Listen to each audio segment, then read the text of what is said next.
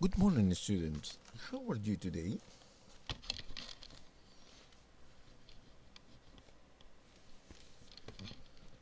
¿Cómo han estado? Espero que bien. El día de hoy vamos a ver una clase muy importante, ¿no? Donde vamos a aplicar la resolución de ecuaciones, el planteo de ecuaciones. Nosotros nos expresamos en nuestro idioma, ¿no? Que es el lenguaje coloquial con el que conversamos, ¿no? Es llamado forma verbal o la forma oral, ¿no? Este lenguaje es el que utilizamos, pues, que forma parte de nuestro idioma, ¿no? El idioma español. Entonces, todas estas palabras sirven para poder transmitir nuestras ideas. Pero en matemática existe otro lenguaje, un lenguaje simbólico o forma simbólica. Es la manera en que nosotros expresamos mediante símbolos, letras, signos de operación, de relación, ¿no? Estas relaciones matemáticas que se dan en el lenguaje coloquial, pero que nosotros en matemática lo trabajamos en el lenguaje simbólico. Es importante destacar aquí que el lenguaje simbólico abarca mucho más personas, es un lenguaje universal. El lenguaje coloquial o forma verbal dependerán del idioma que se hable. Si estamos en Sudamérica, que no sea Brasil, por ejemplo, hablan español la mayoría de países, Argentina, Chile, Bolivia, Ecuador, Colombia, Venezuela. Pero si no, México, por ejemplo, en América Central. Pero si nos vamos a Europa, pues si estamos en Italia, hablan italiano, en Portugal, portugués, ¿no? En Alemania, alemán, etcétera, ¿no? Muy bien. Pero todos, los alemanes, los rusos, ¿no? Los canadienses, para expresar la matemática utilizan el lenguaje simbólico. Por eso es que se dice que es un lenguaje universal, abarca mucho más, ¿no? Un ruso utiliza los signos matemáticos, igualmente un, un asiático, un australiano, un canadiense, bueno, dijimos, un estadounidense, utilizan estos símbolos matemáticos. El lenguaje coloquial que hay entre las personas, pues muchas veces pueden tener diferentes interpretaciones, ¿no? Un ejemplo, estos son los abogados, ¿no? Que manejan las leyes y estas leyes pueden tener diferentes interpretaciones, ¿no? Que algunos los abogados pueden usarlas a favor, otros pueden usarlas en contra, ¿no?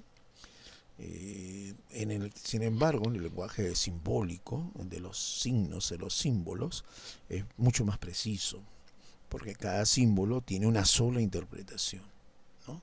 Y por eso se dice que los matemáticos dicen pues que el lenguaje simbólico es un lenguaje superior, ¿no? A todos los otros idiomas.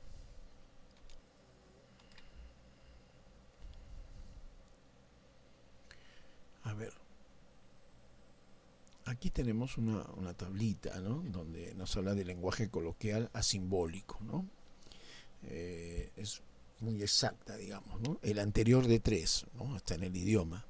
Entonces, simbólicamente, 2. El anterior de 5, 4. El anterior de 20, 19. El anterior de 25, 24. El anterior de un número, si es un número B, menos 1. B menos 1. O podría ser N menos 1. O podría ser X menos 1, ¿no? En la letra, generalmente se utilizan las últimas letras del alfabeto, ¿no? X, Y, Z, pero no es una ley absoluta, ¿no? Entonces, ustedes pueden ver el anterior de un número, puesto si el número es B, entonces le resto 1 y ya estoy en el anterior. Pero ven ustedes, ¿no? Que a los matemáticos no les gusta escribir mucho, ¿no? Y se nota. Y ahí está. Está en palabras, en el lenguaje coloquial, verbal, oral, acá en el lenguaje simbólico, ¿no? O la forma simbólica. Vamos a ver el siguiente tema, cómo planteo una ecuación. Es transformar, ¿no? Hay que hacer una transformación del lenguaje verbal al lenguaje simbólico, ¿no? Pero hay que tener mucho cuidado, ¿no? Mucho cuidado para hacer este traslado, esta transformación, ¿no? Del lenguaje verbal al lenguaje simbólico. Muy bien, veamos. Acá les he hecho una tablita, ¿no? Una tablita no muy pequeña, ¿no? Es una tablita un poquito poquito extensa, ¿no? Que sirve para mostrarnos estas transformaciones. Veamos, hay una expresión en el idioma, en este caso todo está en español, ¿no? Si estuviéramos en un país de habla inglesa, pues estaría en inglés, ¿no? O en otro idioma. Un número. A ver, entonces yo digo, en el lenguaje verbal digo un número, ¿no es cierto? ¿Y cómo lo digo en el lenguaje simbólico? X, o podría ser N, ¿no? Realmente vamos a usar X, ¿no? Y siguiendo las recomendaciones de usar las últimas letras, pero no es una ley absoluta, ¿no? No es una ley absoluta.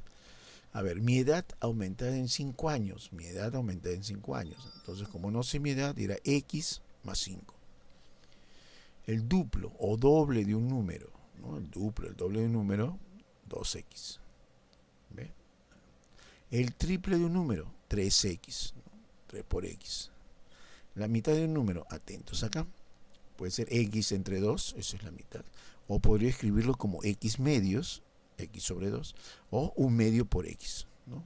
Todo esto es la mitad de un número, ¿no? La tercera parte de un número, igualmente, ¿no? X entre 3, o X sobre 3, X tercios, o un tercio por X, ¿no? Todo esto es la tercera parte de un número. Un número disminuido en 4, X menos 4. Entonces todo lo que dice acá, un número disminuido en 4, X menos 4.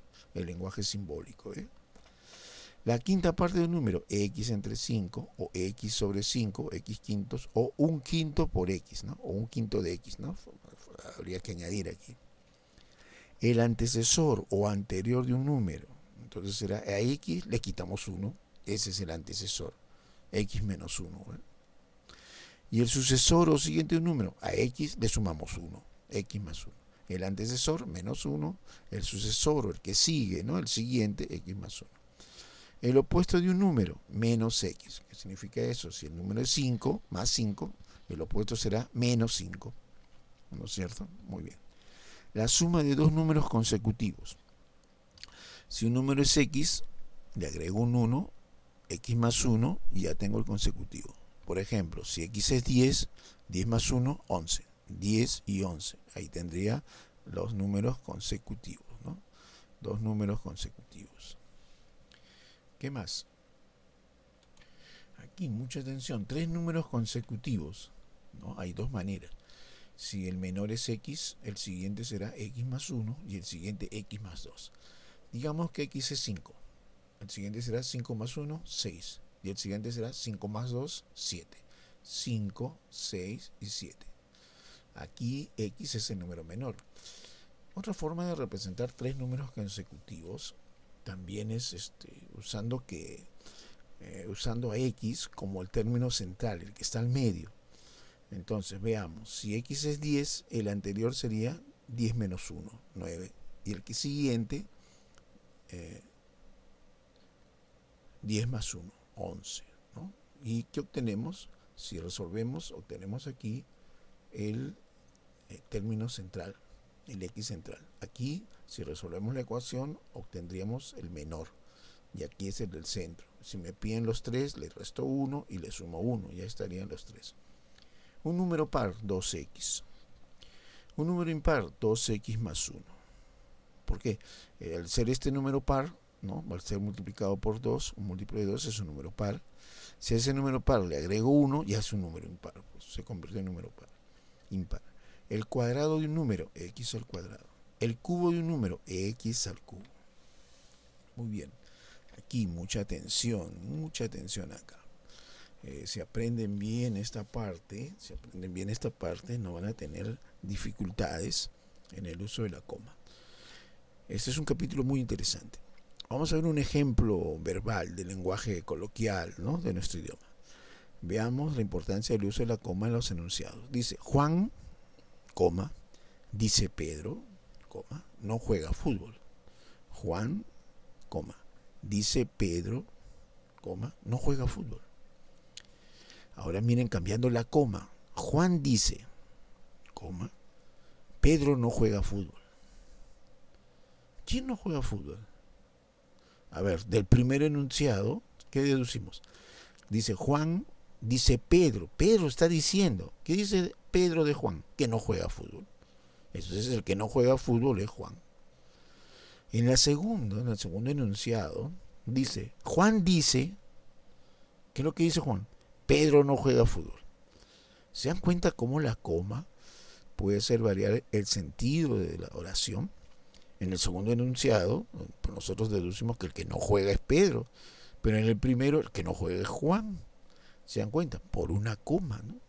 Este ejemplo verbal se aplica también al momento de hacer esa traducción, de transformar el lenguaje verbal en un lenguaje simbólico.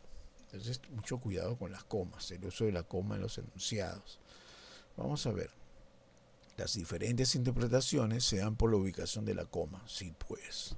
Igualmente ocurre al momento de pasar al lenguaje simbólico. Entonces, esa coma hay que tenerla muy en cuenta. Miren, este es un ejemplito, ¿no? Este es un ejemplito. Vamos a ver. Dice, el doble de un número, ¿no? El doble de un número aumentado en 8. ¿Ve? Nada me detiene aquí. Sigo avanzando. El doble de un número aumentado más en 8. ¿Ve? 8. ¿Y qué será? Doble de x más 8. Pero miren lo que dice acá, la coma. El doble, coma. El doble, pongo 2. ¿De qué? De un número aumentado en 8. Quiere decir que es el doble de qué? Un número aumentado en 8. ¿Ven?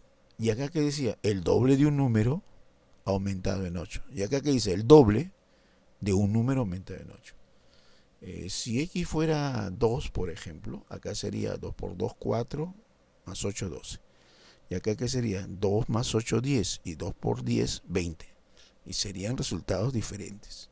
Ajá, ya ve. Ahora hay que respetar a la coma. Cuidado con la coma. Hay que leer bien. La dificultad de los problemas a veces es el que no lo leemos bien.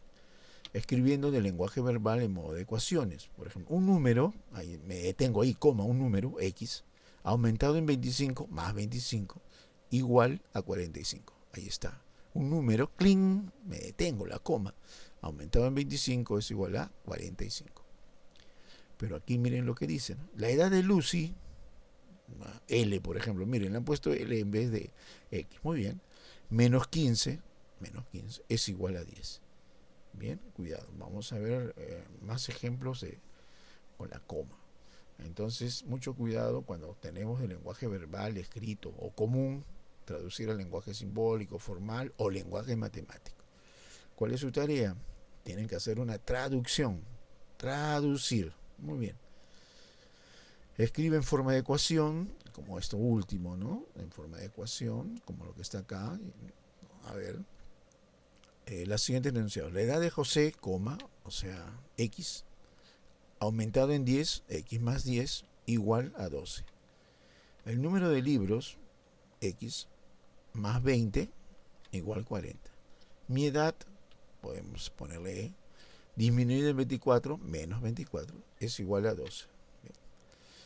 El doble del número de jugadores de un equipo, el doble de x, aumentado en 18, es igual a 46. Acá sigo de largo. El doble del número de jugadores de un equipo, el doble de x, aumentado en 8, es igual a 46. Muy bien, esa es su tarea. A ver, la última, ¿no? Me falta 6 soles para comprar una pelota de 16. O sea que x es el dinero que tengo, ¿no? Le sumo 6 y con eso tendría 16, porque x no me alcanza. Quiere decir que hay que sumarle 6 para tener los 16. ¿Cuánto tengo? Seguramente será la solución de un problema. Ok, espero que se concentren y lo hagan muy bien. Goodbye, students.